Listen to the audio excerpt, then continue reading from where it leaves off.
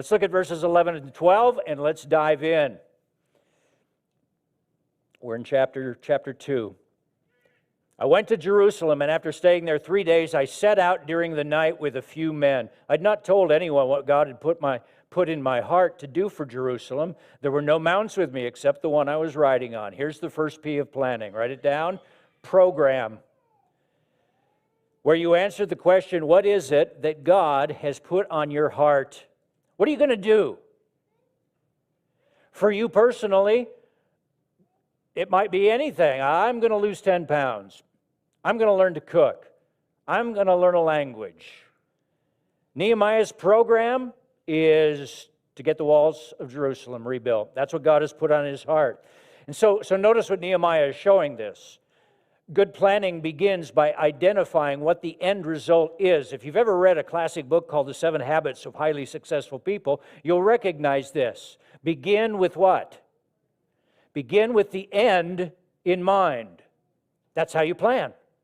And we all do this intuitively. When we go to cook supper at night, you just like look in the fridge and start pulling things out at random, and then you throw them in a pot and see what comes out.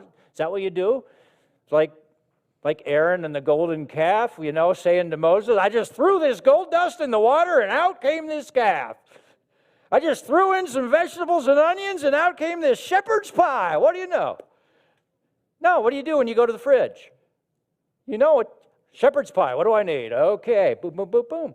You begin with the end in mind. We do it all the time, but it's amazing how we only do it in simple stuff. The important stuff, we forget this step, especially within the church. When you teach a class or you plan an event or you serve in a ministry, it's astonishing how many times we just start going through the motions, just getting on autopilot. This is where having a good mission statement is so critical for a healthy church.